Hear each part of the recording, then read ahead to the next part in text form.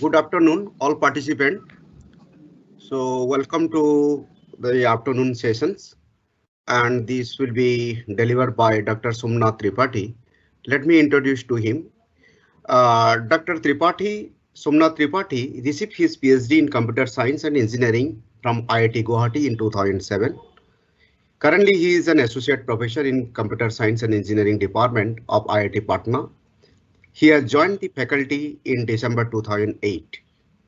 Before joining IIT Patna, he was the leader and head of the Department of Information Technology at Northeastern Hill University, Shillong. His research interest includes applied cryptography and blockchain. He has published more than 80 research papers in different journals and conferences of repute. He is PI of several projects related to security. Dr. Tripathi is currently serving as an associate editor of Sadhana Academy Proceeding in Engineering Science of the Indian Academy of Science and editor of IETE Technical Reviews. So, warm welcomes to Dr. Tripathi, and I request him to start his talk.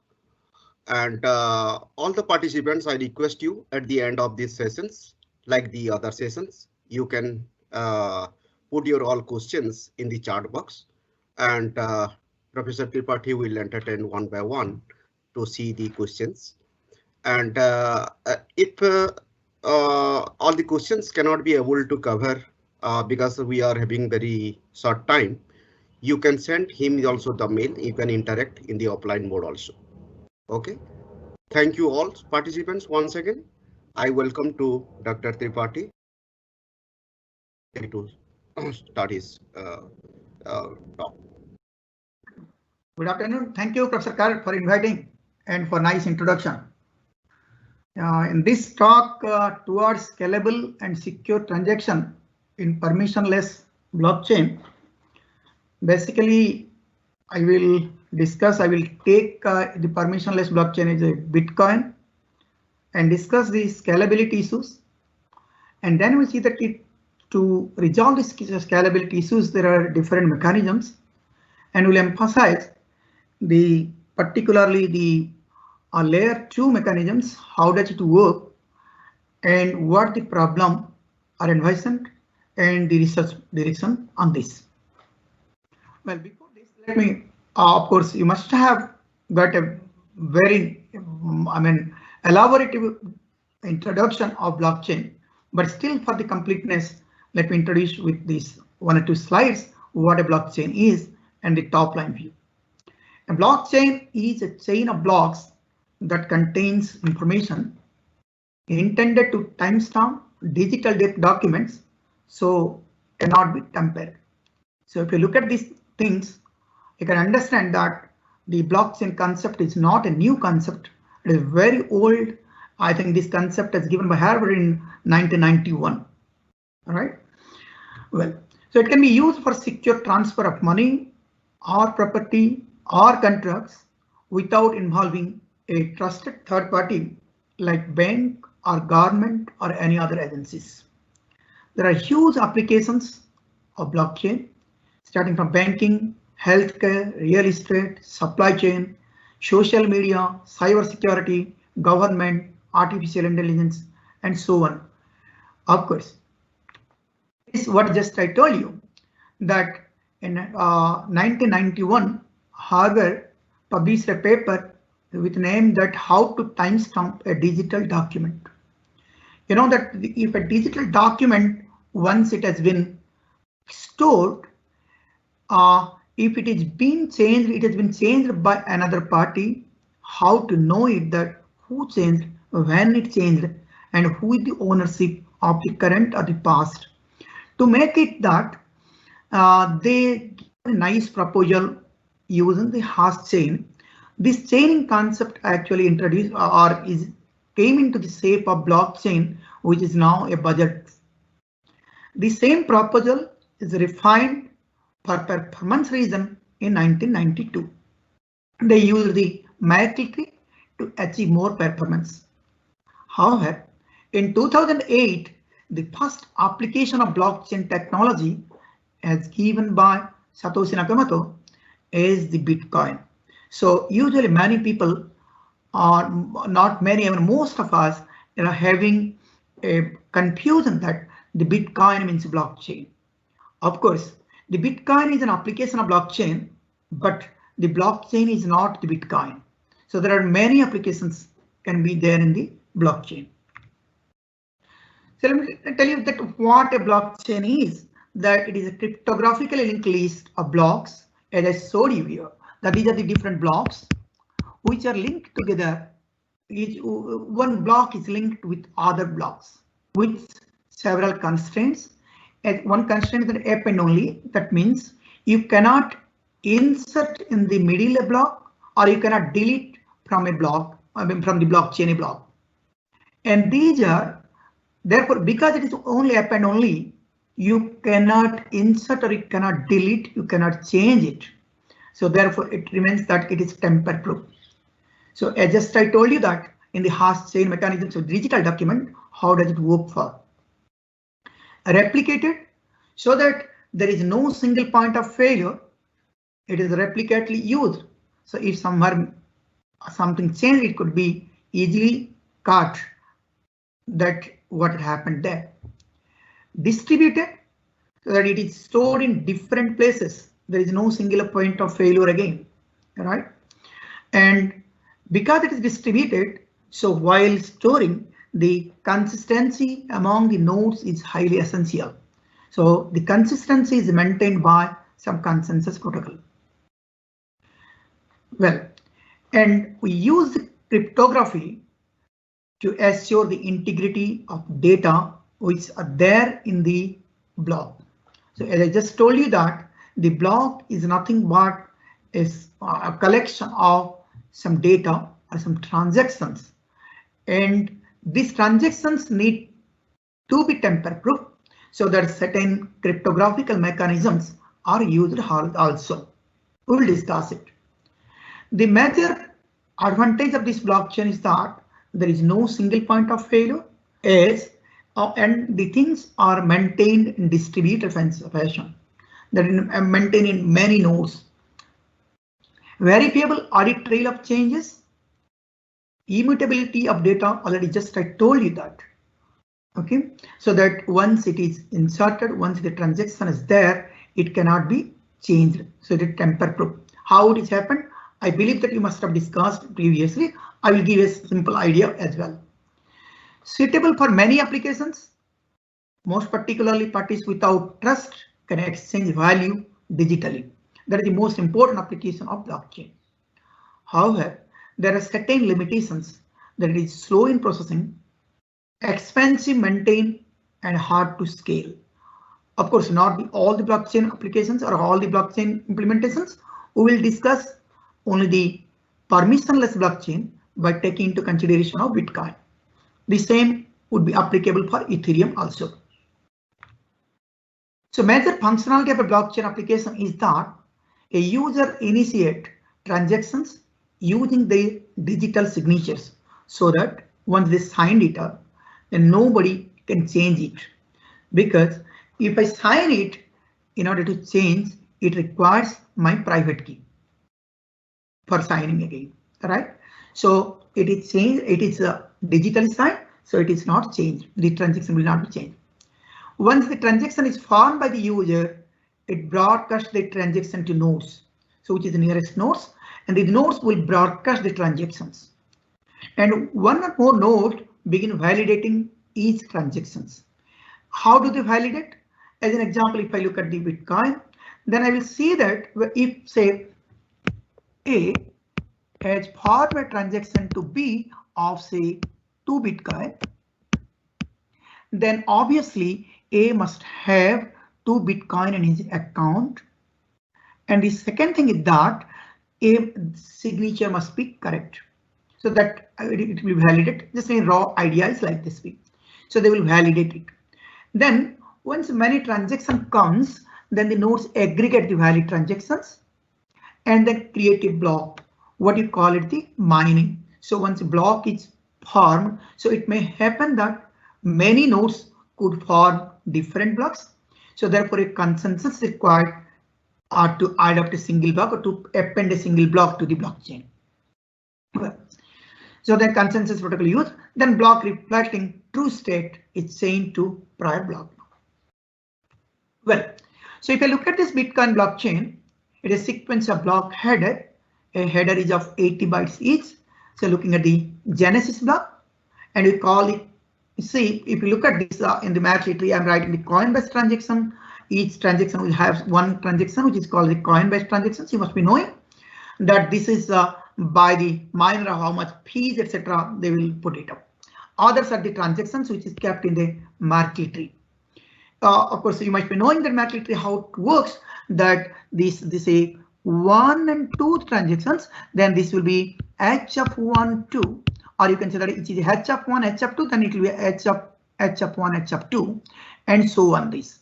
So this is 3, 4. So this is of h of 3, 4, and this will be h of 1, 2.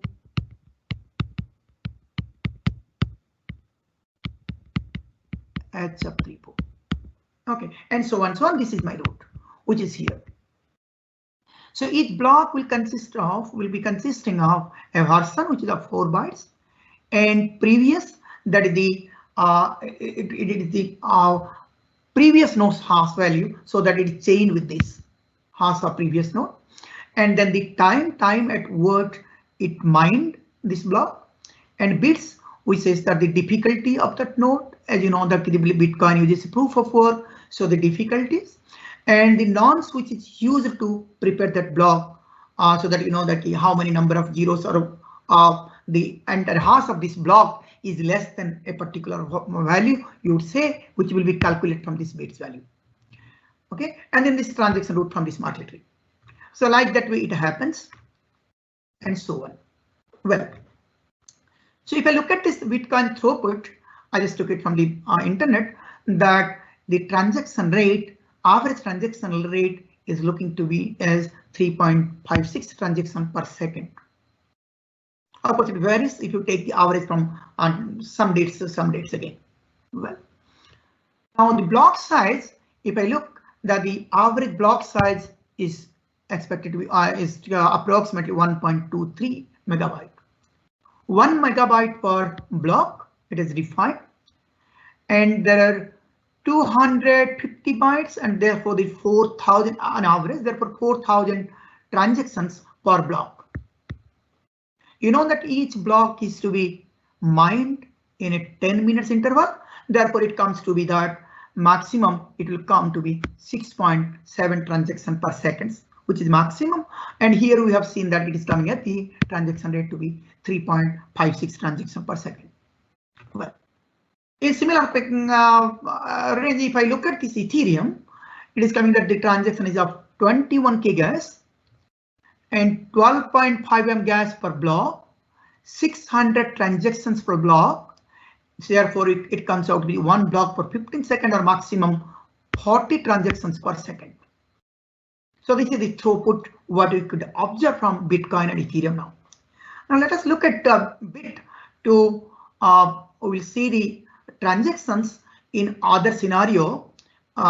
If I took the Visa, it is about 24,000 transactions per second, while in Ripple it is 1,500 transactions per second. In PayPal it is 193 transactions per second. If I look at this Ethereum, it is 20 to 25 or so, and in Bitcoin it is very less, it is 7 transactions per second. You know that Bitcoin is most popular blockchain applications in cryptocurrency. And of course, if you look at the Ethereum also, the range is similar to that 20 to 25. So therefore, it is a requirement of the scaling, that how the throughput can be increased. So the reason is as follows, that the number of daily transaction grows, the average confirmation, once the number of daily transaction grows, then what happens, the average confirmation time for a transaction would increase. If you look at this 2017 or 18, sometimes there were 2 lakh unconfirmed transactions over there, and confirmation time becomes more than a day. confirmation required more than a day. Whenever a user wants that his transaction to be confirmed by after a day or so. So in the network transaction, even if the transaction grows, the transaction fees would increase, because it is just like the demand and supply. If a miner sees that which transaction gives more fees, he will be attracted to that and put in the block. So who wants exactly the transaction to be processed faster, the fees is to be higher and so on. It went up to $60 per transaction in January 2018. It would increase the block difficulty. So the average computation for mining will increase. You know that if the average computation power for mining increases, then it requires more electricity and so on. It increases block size massively. So difficult to set up a new full node to maintain the complete blockchain state for transaction, processing and verification. Am I audible? Hello? Hello? Something wrong? Yes. Yes, Professor Tripathi is audible, very clear. If sometimes I'm not audible, please don't mind to call me over my phone, okay, so that I can know. I will not probe you further, right? This is our mechanism now, network mechanism. Okay, thank you so much. All right. Fine. Yeah. All right.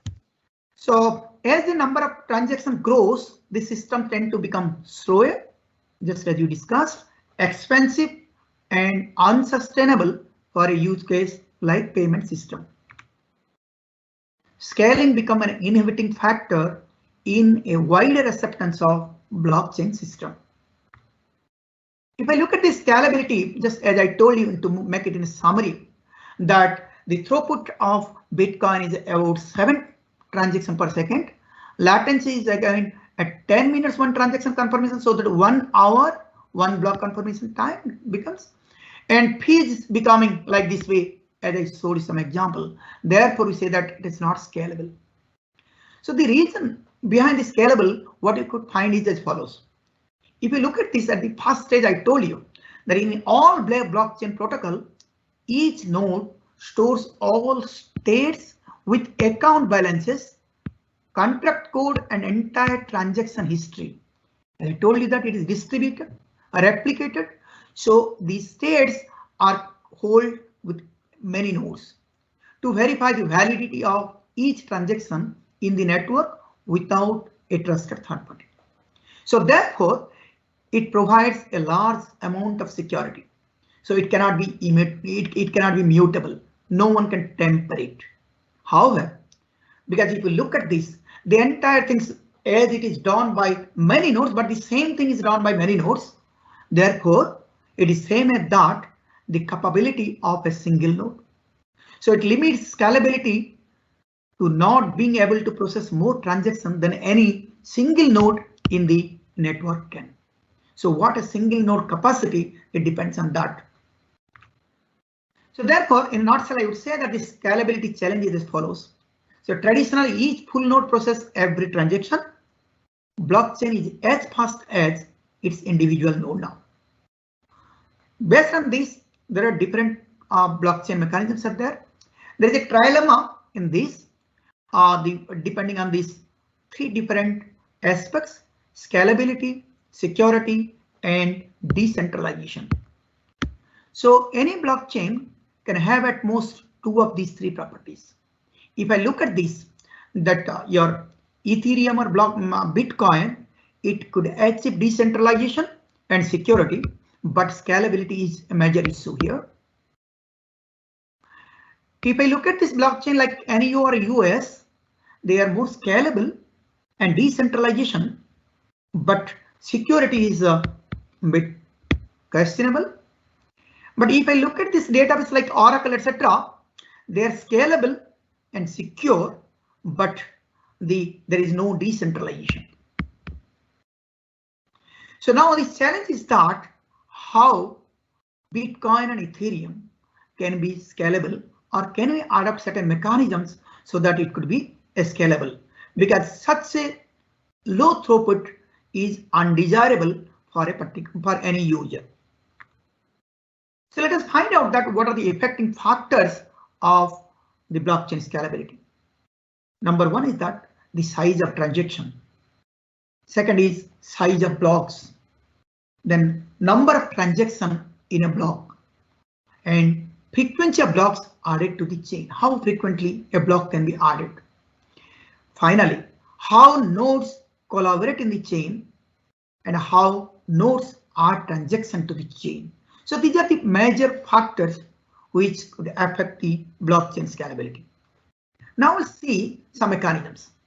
Let us see, as we discussed, that if I look at this blockchain, Bitcoin, if by increasing the block size or increasing the gas limit in Ethereum, can it be scalable?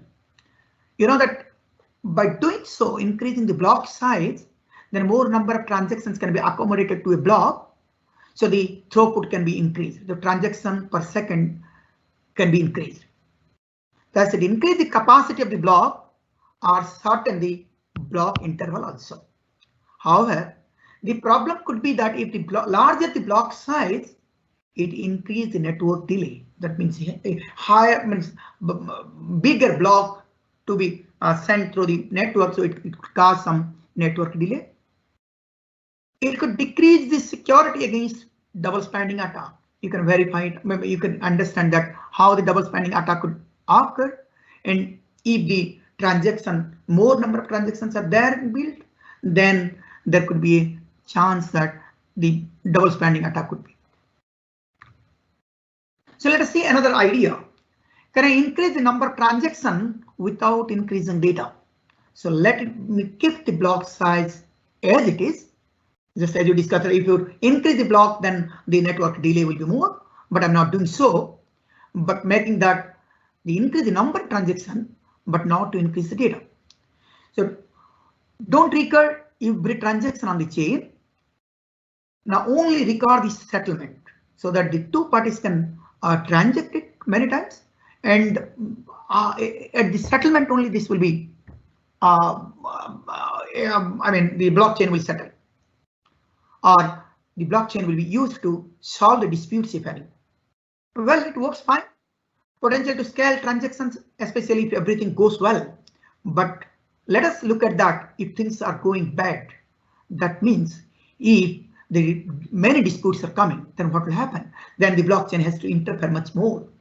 Then again, the same problem, we are falling in the same loop, or even more worse than that. Second alternative could be that increase the number of transactions without increasing the size of the block. As you know, that is SegWit, segregation of witness. Of course, this is a nice proposal when it is started to add for the Bitcoin. In the SegWit, what happens is that in the block we are using the transactions and the signatures and the sigma, and then that will be hard to make the transaction ID. But in the SegWit, you take out these signatures and put it other way in the block.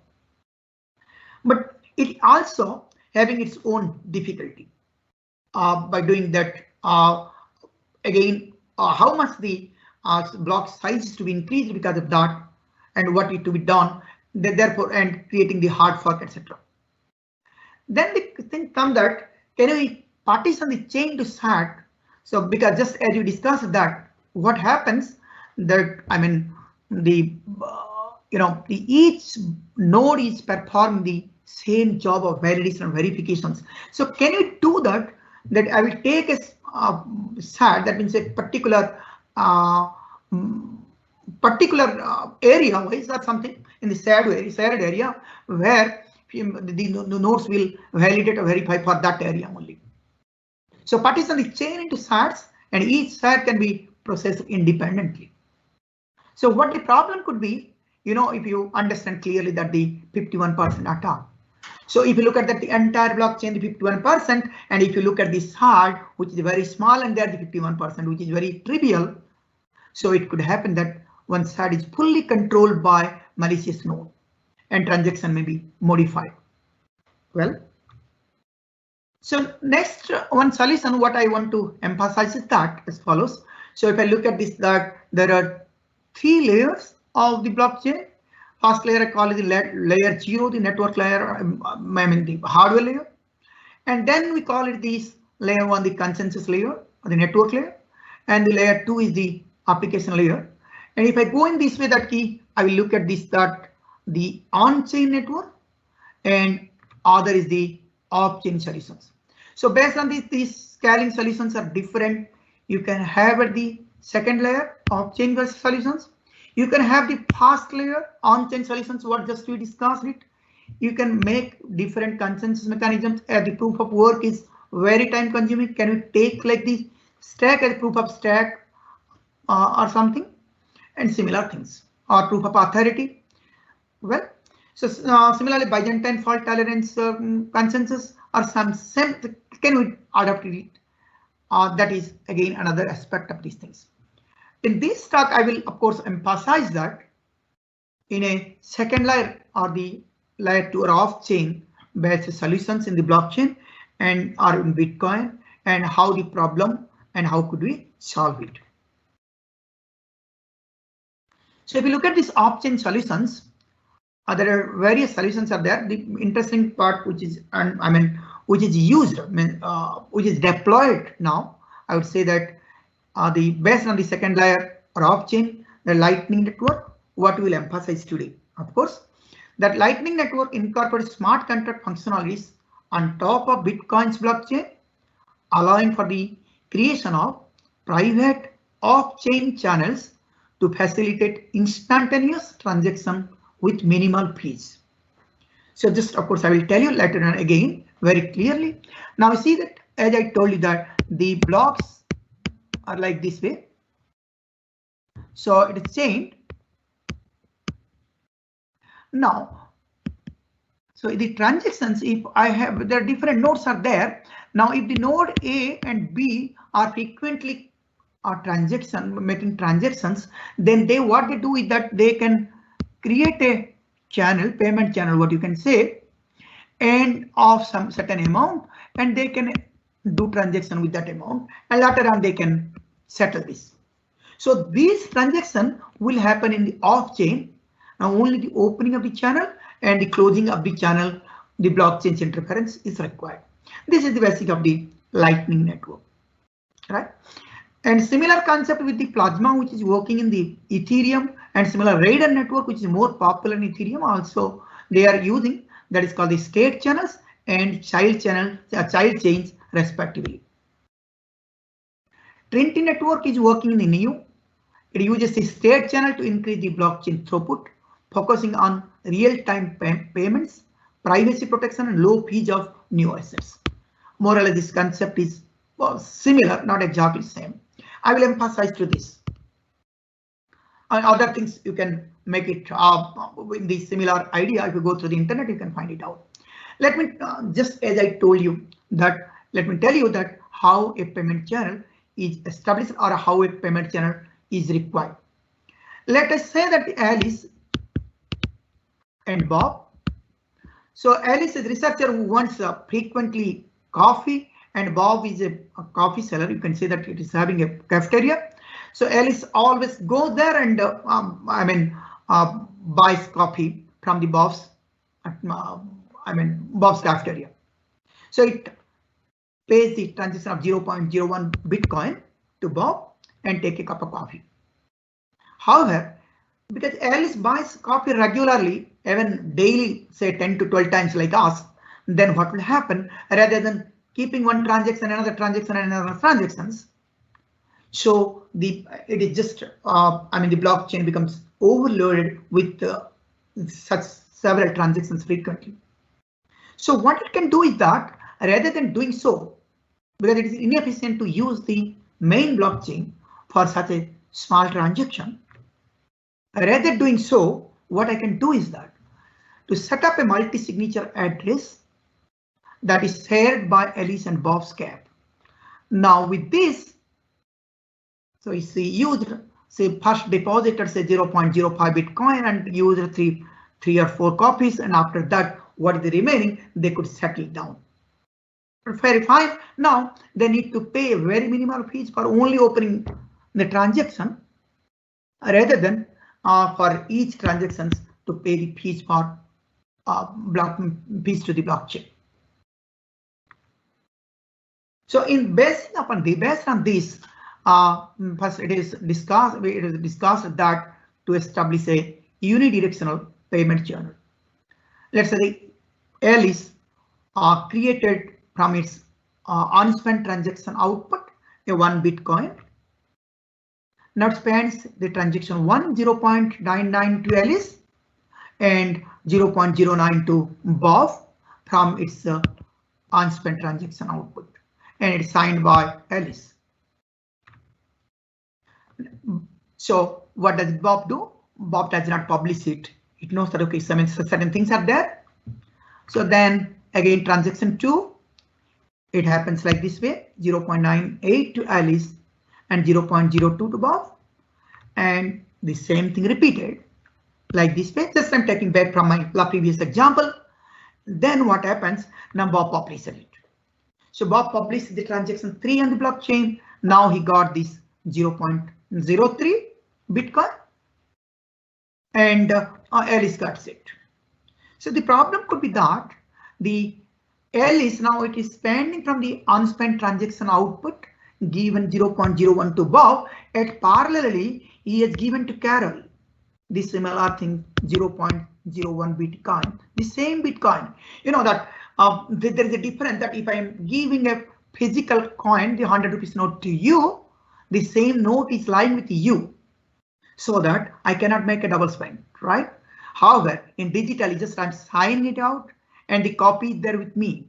So there is a chance that I can give it to others unless the major preventive measures have been taken care of. So the Alice has given the same 0.01 to Bitcoin to Carol, and it becomes the double spend what he fails to receive, what it fails to get the Bob. Now Bob is loser. So let's see that how will you modify it out. Rather than doing this now, what you can do is that we'll make the multi-signature account of AB. Now this 1 Bitcoin, this Bitcoin is now made with the multi-signature account that only if Alice and Bob both want, they can consume it, not by only Alice or not only by Bob. So now the same double spending attack cannot be, because the transaction 1 is given to Bob and signed by Alice. At the same time, if it gives to Carol, but here there is no signature of Bob, so therefore this transaction will not be verified. However, here when Alice sends it, then it is with Bob. Bob then sign it out, so Bob receives it. Well, so now unidirectional payment channel works like this way.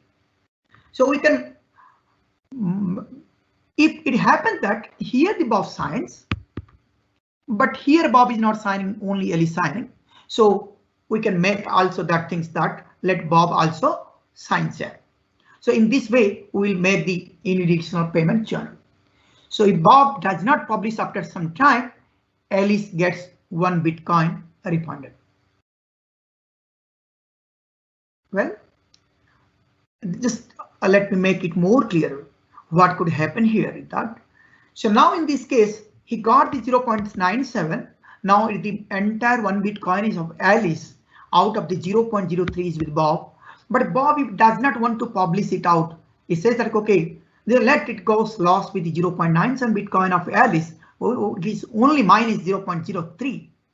If it wants to make it trouble, then after some time it gets expired and Alice gets that things. So that is what is most important here, right? So in unspent transaction output implemented with TimeLux, in Ethereum implemented as smart contract. So once Alice sent 1 Bitcoin to Bob, now channel is adjusted. So then means they cannot do, they can do anything more transactions. So this is about the unidirectional payment channel. So for this we can do for the bidirectional also. It is my next slide. Just I will come into this. So for making a payment channel, I believe that you must be knowing the how to write a smart contract during this course. So you can write the Solidity like languages, where I can write this contract like progma solidity and so on this. Okay, so I'm not going to more detail on this. You can write a contract for payment channel. So a bidirectional payment channel is that Alice and Bob want to move funds back and forth. So if you look at this unidirectional payment channel where Alice can send, but Bob cannot send it. So if I want to do it for in both the sides, I need to establish a bidirectional payment channel. So I would believe that it is a two unidirectional channels, but not as useful.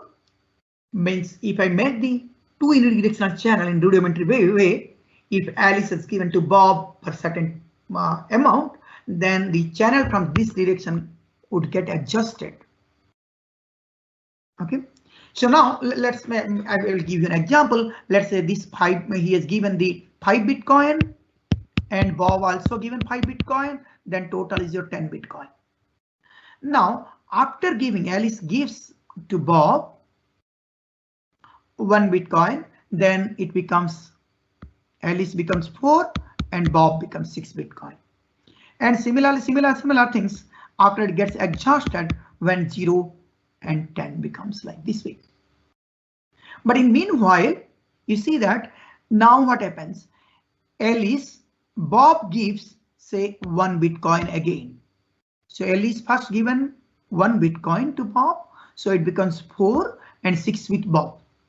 Now when Bob gives to Alice, because it is the unidirectional, then what happens from Bob to Alice becomes more now, right? It will become this 5,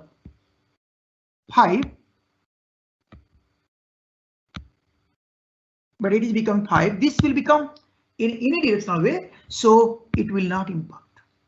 Let me make it more clear again. Now you see that if this 5 Bitcoin is from what is getting lost from this 5, it is from this. So it comes up to 0 after 5 transactions from Alice to Bob. When Bob gives, then it is reduced from this account, but it is not added to here now.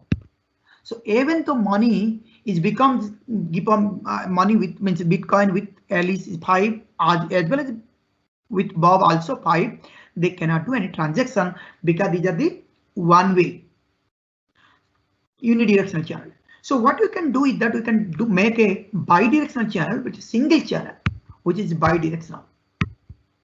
So that the shared account A and B, so whatever the things will be transacted, that will be negated from that, only single share. So like this way, just as I told you that L is given this, so it will become 0.6, 0.4. Now again, if it gives, then 0.3, 0.7, and so on, so on. So before funding, Alice and Bob get signed initial state. Alice submits balance and signatures to contract, starts the challenge period. Then they transact. If Bob can submit transaction with the greater nonce, now the new state is valid. So every time in every transaction, the nonce becomes incremented. Now the instant is closed. Now let's look a bit more closer in the other way around. If it is not in the Bitcoin heaven, if you look at this Ethereum, then they create a smart contract that implements a game between Alice and Bob, and game has state. So we call this as a state channel. Okay, the concept is almost same.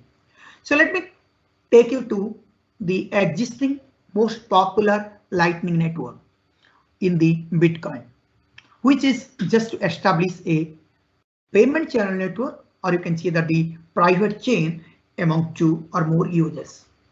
The same example I'm taking it. Let's say the Alice and Bob, Alice takes some coffee from the Bob's cafeteria. So this is the payment channel ledger. Alice deposits 0.05 Bitcoin and Bob deposits also 0.00 Bitcoin. The reason is that Bob is not making any payment now, but it is to be bidirectional. So we made the multi-signature, so we made it out. Now the payment channel ledger will be looking like this way. Alice 0.05, Bob 0.00. Multi-signature address is like a vault that can only be opened when both parties agree. This is called as payment channel, just what we discussed now. Now, payment channel is established on main blockchain by two on-chain transactions. One transaction from Alice, other transaction from Bob. Now Alice can see here 0.5 here, 0.05 here, and Bob of course is having that 0.00, or if you want to, Bob can say that Alice has 0.05, means Bob can see the deposit amount of Alice also. Now initial seeding of the channel is on-chain. Now henceforth there is no requirement of on-chain.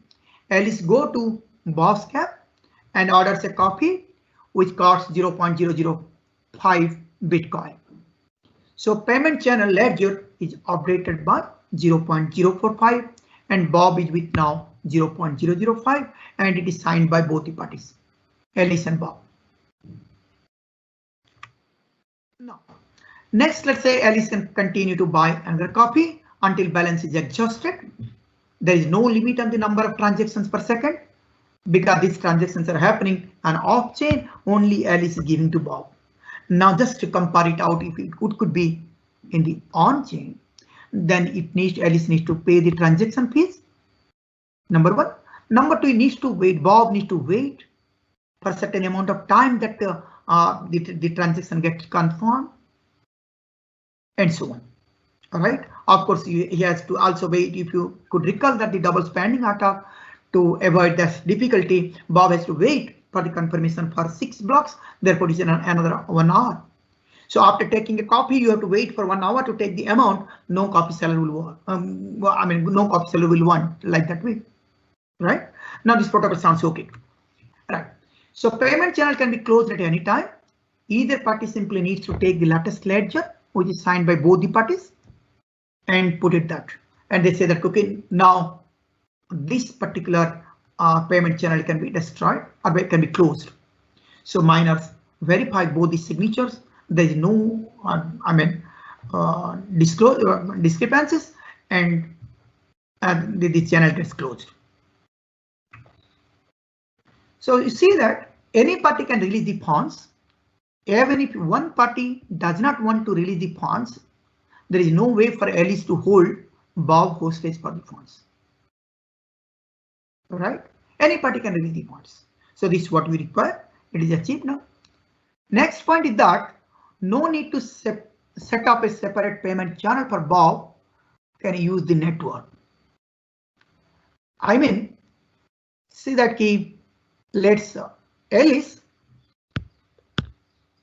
wants to take a coffee from Bob's cap, but he does not have a payment channel with Bob directly. He does not have. Then what Alice does is that she can speak to her brother, who is Cam, with whom she has a payment channel, or her friend to Cam, she is having a payment channel, and Cam is having a payment channel between this Bob with the Bob's cap. So the same things can happen. Alice can give to Cam, and Cam can give to Bob.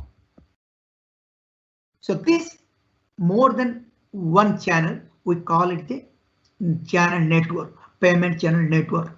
That is the not between two parties, more than two parties. Well, so that's the things. Therefore, we call it the Lightning Network. So if you look at this network, find the fastest and cheapest way to connect A to B. It is important that the channel have enough funds to do the transactions. It is only required that this A to B, and the C is here, and the A is having with the C. If it is having this 0.05 and 0.05, it can do a transaction through this. I think these are the false concerns. So I'm not going in more details. This is just a note. I don't want to prefund future payments. I don't want to lock up funds so that I can use them elsewhere. I will have to close and reopen the channel whenever I want to replenish the funds. I have no idea in advance how many copies I will buy from Bob's cap. So I put some amount, and as and when I use it out, it will be deducted like that. So alert concepts are that your regular Lightning Network channel will be just like your hot expanding wallets. Establishing a channel is analogous to funding a hot wallet. You don't need to open a channel with every Bob's cap. Well, the advantage is that it reduces the number of on-chain transactions, which will reduce the transaction fees. Overall, no locking of funds. As and when Alice or Bob wants, they can close the channel and get their amount. If the other party goes offline or tries anything steady, you can broadcast your transaction to the blockchain immediately and get your money out yourself.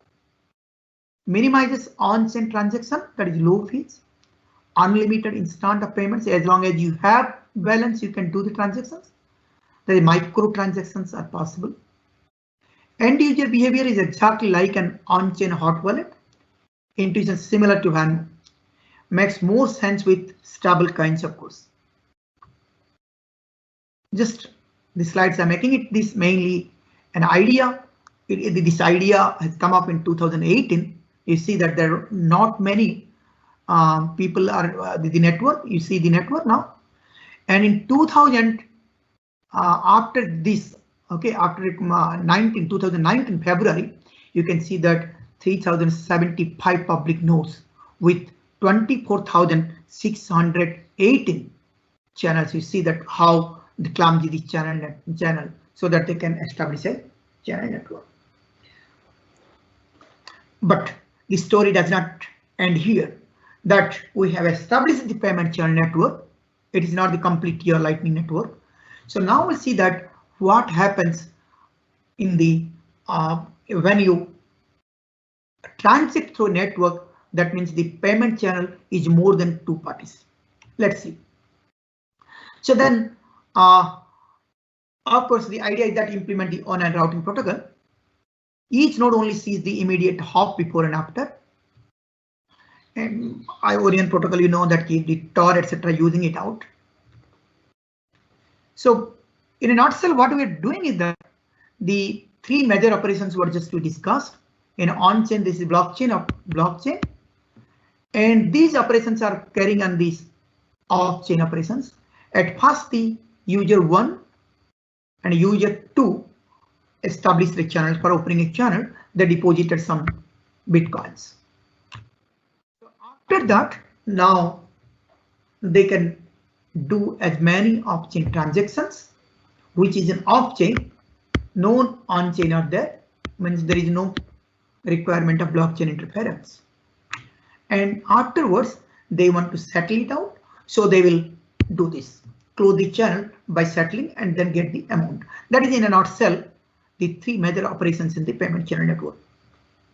Well, now let us see that in the network what happens, just as I told you that, because now the sender S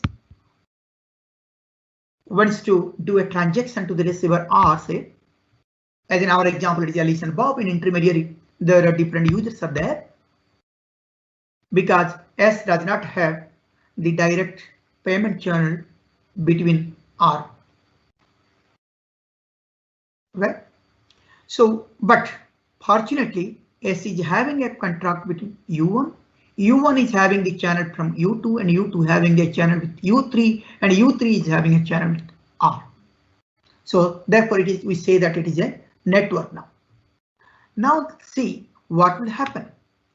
Now S and S sends the amount, and because you see here U1 is forwarding this transaction, or U1 is helping to S. Therefore, it may require some transaction fees, which is very minimal in comparison to your blockchain. So I sent it here that this is the transaction fees. So U1 will keep its transaction fees and forward this amount to the U2, and it keeps the transaction fees -1 and send it to this, and U3 keeps its own transaction fees and give to us. So now the after settlement, this amount goes like this way. It works fine. Now what could be the issues? Issue is that, you know, that if updated partially, it can lead to coin losses for the users on the path. because U1 has received but the amount, but U1 has not forwarded, or in some user has not forwarded or got the coin but not forwarded. Then what happens? A user could pay a certain amount, that means U2 paid the amount to U3, but he has not received from U1. And so next user in the path but never received the corresponding Bitcoin from the previous neighbor. So there is a coin loss for the honest user. So it is essentially required that atomicity. Either the capacity of all channels in the path is updated or none of the channels is changed in between.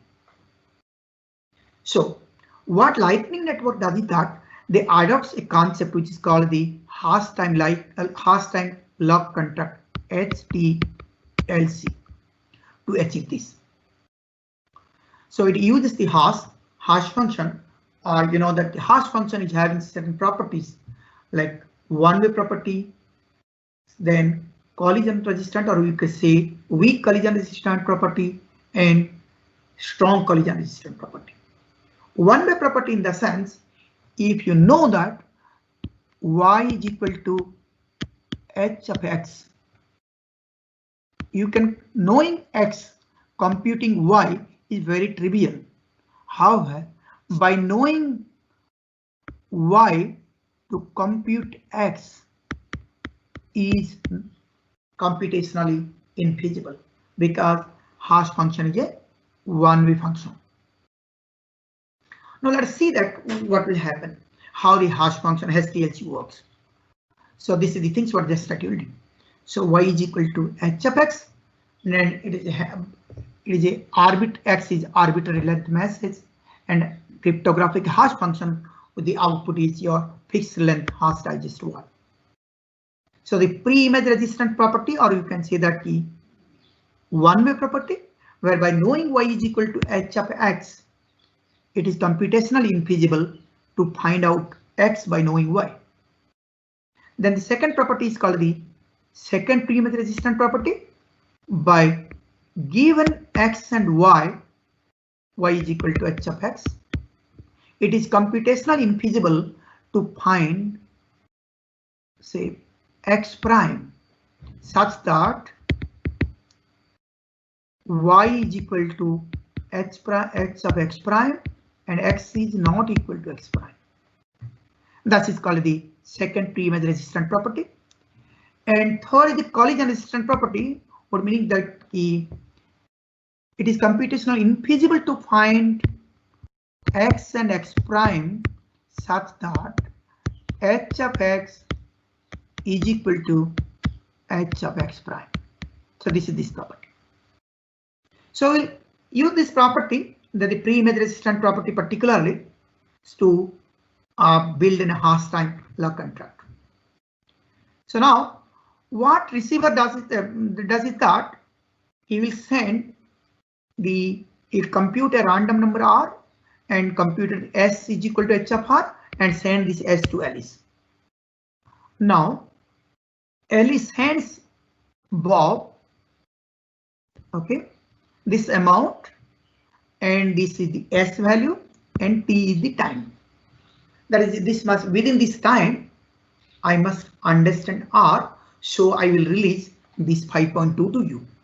That means Alice is declaring that he's making a contract. Alice is making a contract with Bob now that if you provide me r value before this time t, then 5.2 Bitcoin will be released to your account.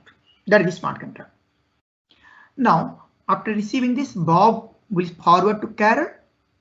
You say that he T prime, given the T prime, because he has to receive it before T prime, so that T must be greater than T prime. Otherwise, he cannot receive it. He cannot get this amount to Carol.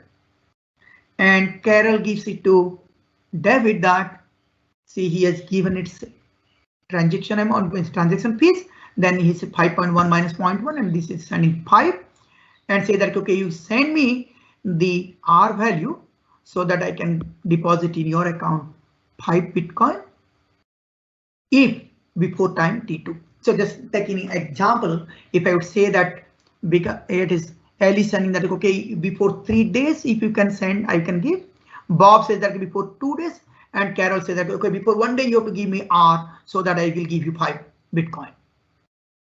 Well, now it happens. Then the next instance of time, receiver knows R value, David knows R value, so it gives R value to him. So once upon after receiving R value, it releases 5 Bitcoin. So because it knows R, so it can releases R value to Bob and get this 5.1 Bitcoin. So this you can see that this is there are 2 locks are here. You can imagine like this way. Carol is having a left lock and it is having a right lock. So now it will give it once the R will be given, then right lock is open, and once right lock is open, then left lock will be open so that it gives to Bob and Bob will give it. So therefore here the atomicity is preserved. Now if you see that what will happen, if say Carol wants to cheat it, Carol will not give it the R value to Bob, then what will happen? Now Carol if given will not give to Bob, then Bob, Carol will not obtain this money. Carol will not receive this money, they receive this Bitcoin. Therefore, now the atomicity is preserved. The protocol is after completion of this protocol, either everybody will get the money or no one will get the money. Okay. All right. So this is the things what just I told you. A time lock and this already I explained you this. So L is request to David as H equal to H of R. L is count the number of hops until the recipient SDLC expire. Therefore, just I told you that there are 3 different hops. So I made it up 3 days time. T is equal to 3. And Bob SDLC expires in 2 days. And Carol SDLC expires in 1 day. Now David is now free to disclose R to Carol and obtain its Bitcoin, and so on. It happens for other parties towards left. Now it works fine. Now the question comes, R off-chain payment in PCN or in most specifically in Lightning Network is secure. So the secure in the sense I define it like this way, that balance privacy. I mean, no honest participant loses money. That means in more detail, I would say that in between of this Alice, Bob, and Carol, the Carol is supposed to get 5.1. That means after releasing 5, Carol is supposed to get 0.1 Bitcoin as its transaction fees. And similarly, things for all. Bob also get 0.1 because he got received 5.2 and given 5.1, so it will also get 0.1 Bitcoin. Well, it sounds good, right? Now the balance privacy in the sense I would say that no honest participant loses money. If somebody is participated, if the protocol completed, then it should receive that amount. Well, number 2 is that R off-chain payment in PCN privacy preserving, that the individual payments are not recorded on blockchain.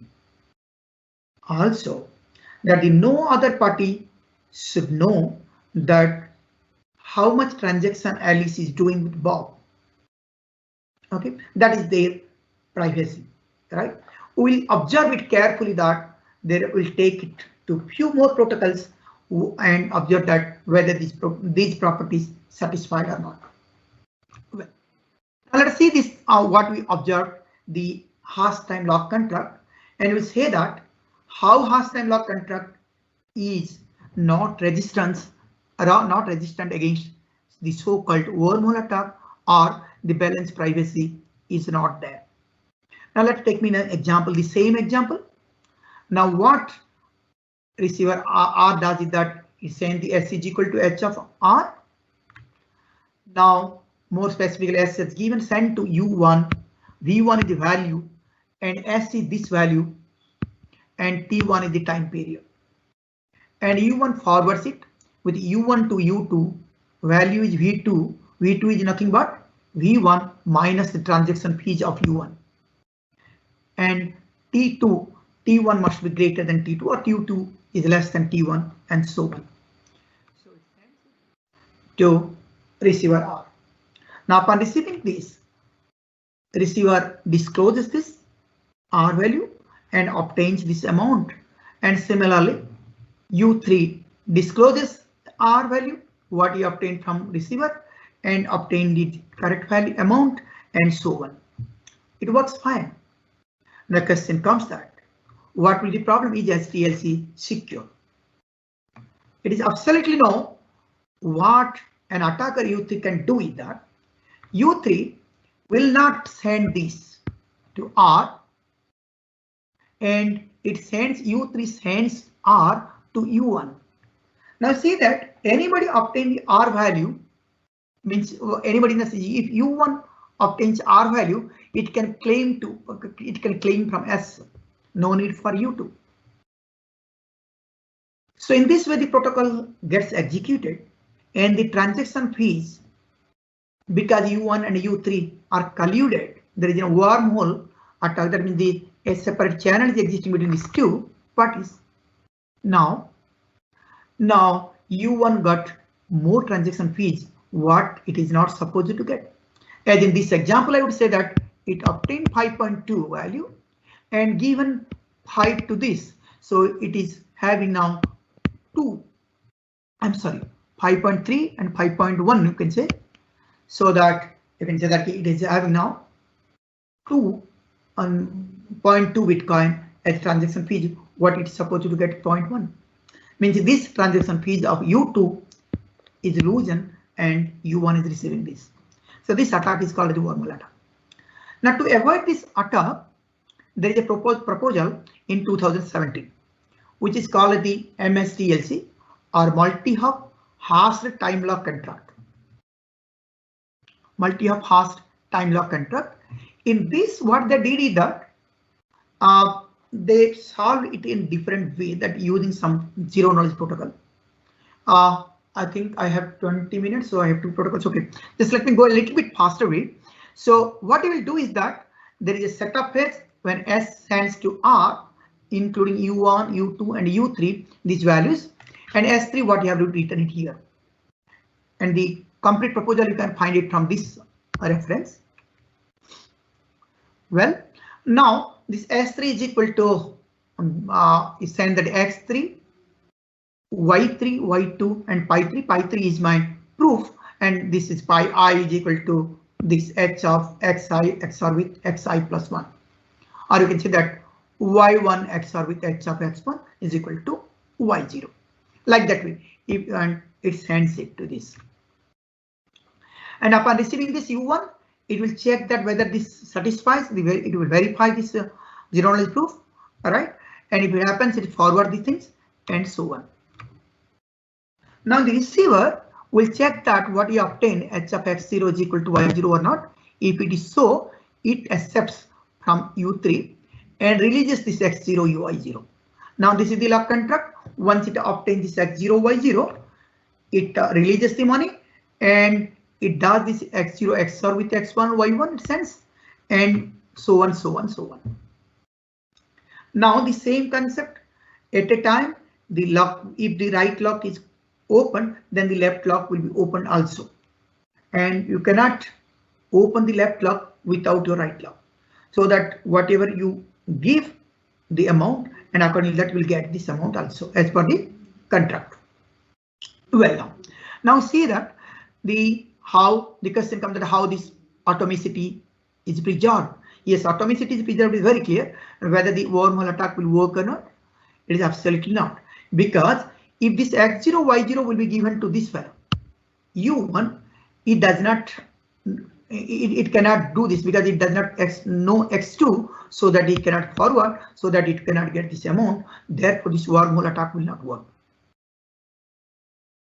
Okay, exactly in the similar fashions, but a protocol in a different fashion by very recently by Aniket Keti, and we'll see that how that protocol works. And this protocol is actually based on the elliptic curve based discrete logarithm problem. I think everybody of you know that things. Let E be an elliptic curve defined over a finite field, and T and S be points, find an integer m so that T is equal to ms.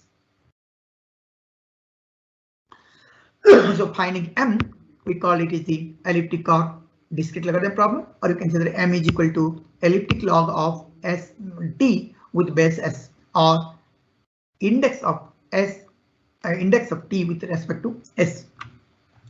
So this is the background. Of course, because of lack of time, I'm not going through. Let me go through this. What happens?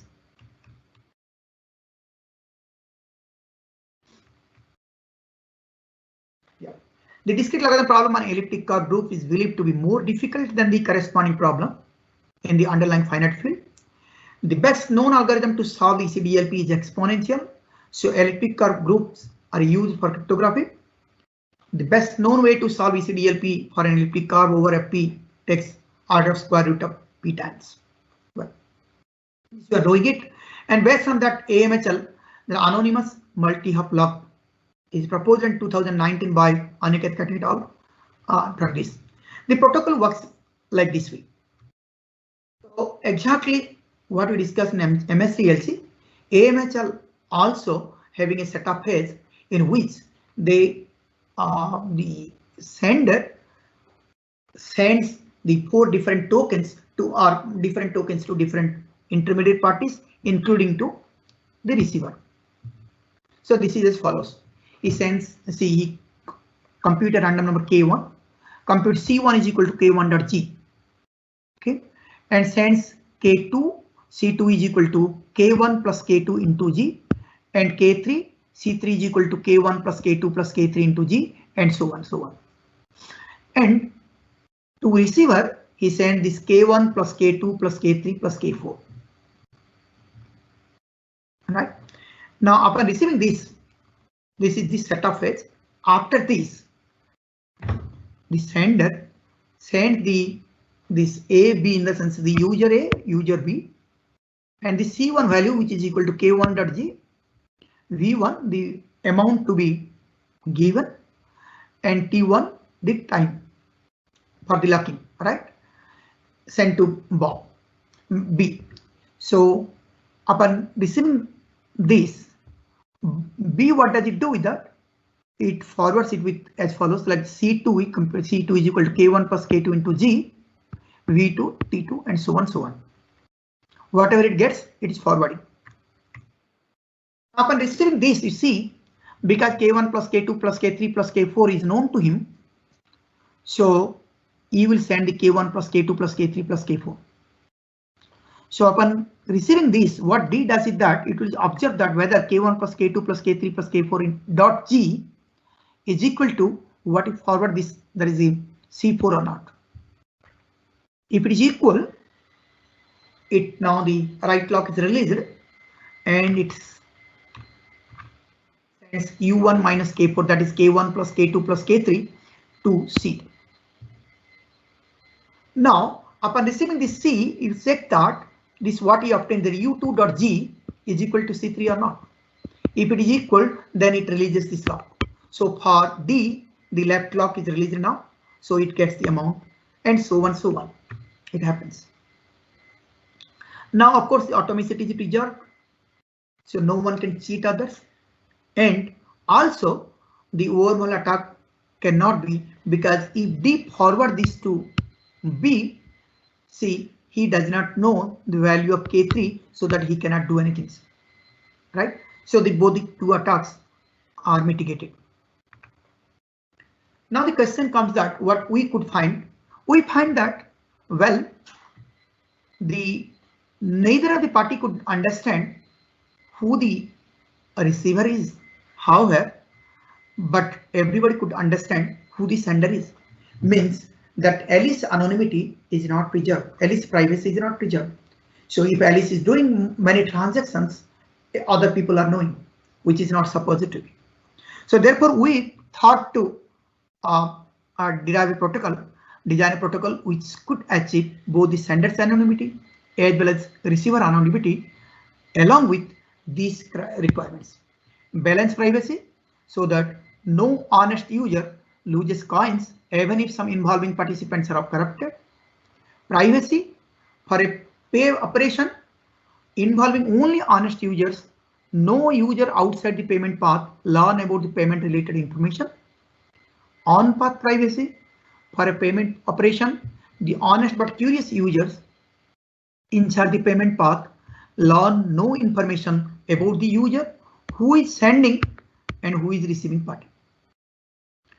Okay, so what is not happened or which is not mitigated in the two protocols what we just discussed. Then the hash lock decorrelation. In the payment path, hash lock is same throughout the route. The users can know that this is the same payment they got from S and get more information on that. Okay, this is the things already I told you. Stealing transfer fee attack, that is the wormhole attack. Sender's anonymity, just what I told you. So with this, we designed a protocol which is just recently published in Financial Cryptography and Data Security FC 2020, LNCS 1T063. You can go for more detail to this paper of ours. We call it the MAP-PCN, the multi-hop, anonymous and privacy preserving payment channel network.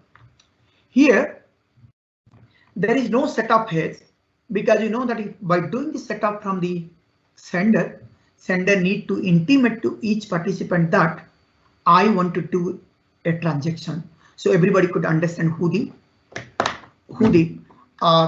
sender is actually.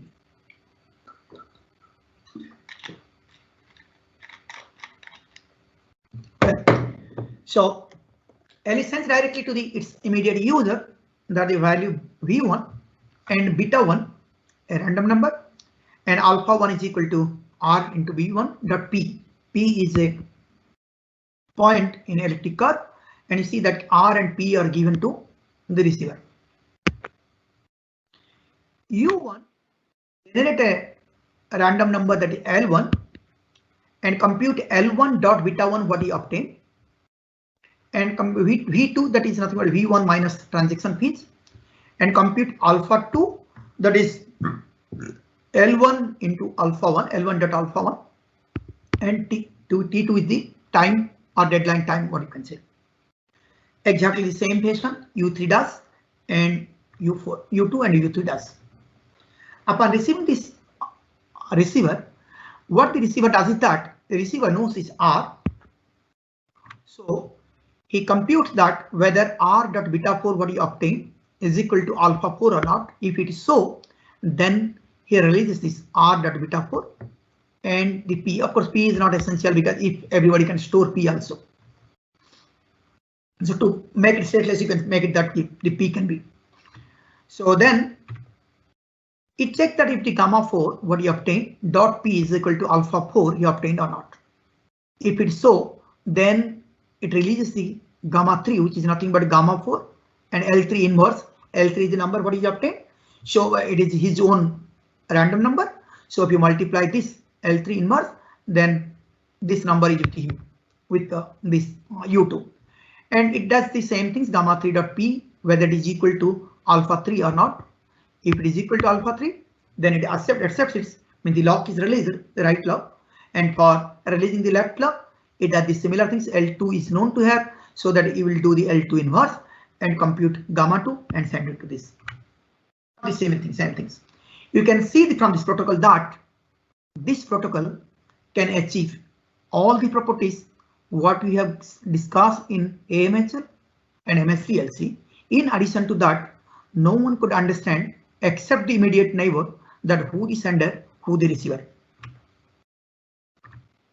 This is the our protocol control. So these are the things in a nutshell. I would say that the MS-DLC, it is atomicity, consistency, relationship anonymity, balance privacy, stealing transfer free attack resistance. Also, if you look at the HDLC is not resistance to this. If you look at same things for the AMHL, but MAP-PCN is achieving all these properties. In addition to this, there is sender and receiver anonymity also, and there is no setup heads. This is the computation requirement. If you look at this, that MAP-PCN is requiring only 3n plus 5 elliptic curve scalar multiplication. However, your other protocols are requiring much more than this. I think this is there are different attacks are there. Because of the lack of time, I will stop it here and I will wait for some questions.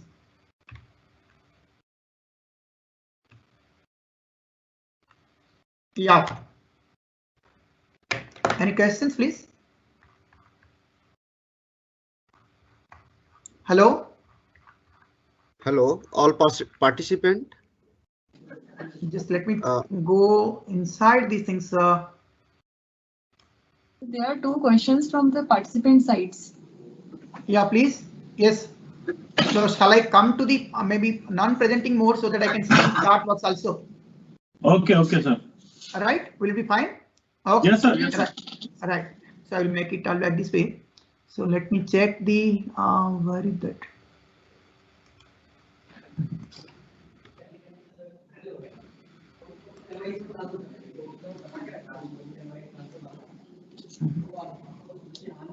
Where is yeah? This is.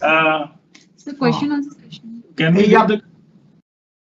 Please, I could not see the question, of course, from the chat box. Read the questions. Yes. So question is, can a wormhole attack be launched by two adjacent colluding parties? Right. Okay, it is an interesting question. See, if the two neighbors will frame a wormhole attack, then there is no profit to be, right? If you look at the scenario, if I mean A, B, C, okay, there are two, and B and C are the neighbor, and B already having only 0.1 Bitcoin as an example to with the C. If they create a wormhole also, there is no profit for them. So this is not, I mean, there is no requirement of this. So wormhole attack in the sense there should be certain, intermediary. They want to steal the transaction fees of that intermediary. Is it clear? Okay, sir. Yeah.